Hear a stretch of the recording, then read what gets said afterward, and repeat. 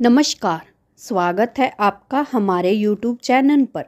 आज हम इस वीडियो के माध्यम से जानेंगे हनुमान जी कौन है और उनकी पूंछ में किसका वास था। चलिए शुरू करते हैं।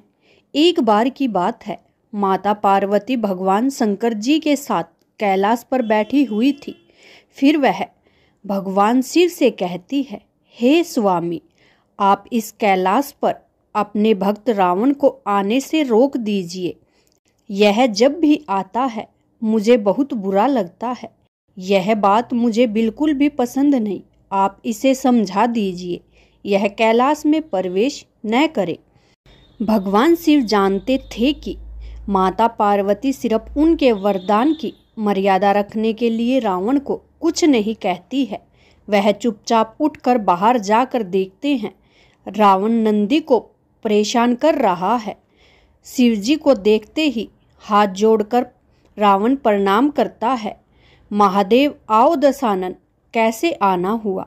मैं तो बस आपके दर्शन करने के लिए आ गया प्रभु। आखिर महादेव ने उसे समझाना शुरू किया, देखो रावण, तुम्हारा यहाँ आना पार्वती को बिल्कुल भी पसंद नहीं है, इसलिए तुम यहाँ मत आया करो।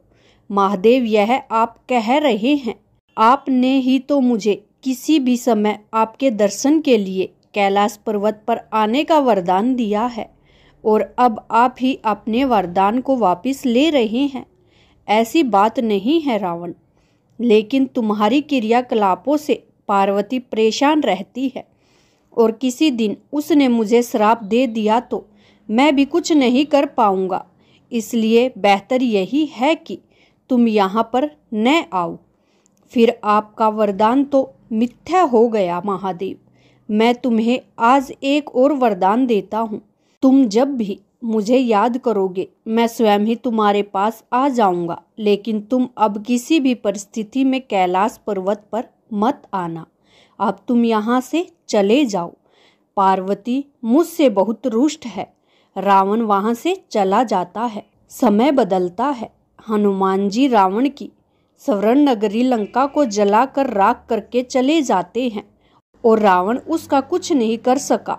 वह सोचते सोचते परेशान हो जाता है कि आखिर उस हनुमान में इतनी शक्ति आई कहाँ से। परेशान होकर वह महल में ही स्थित शिव मंदिर में जाकर शिवजी की प्रार्थना आरंभ कर देता है।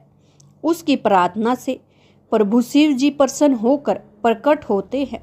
रावण अभिभूत होकर उनके चरणों में गिर पड़ता है। कहो दशानन, कैसे हो? शिवजी पूछते हैं। आप अंतर्यामी हैं महादेव, सब कुछ जानते हैं।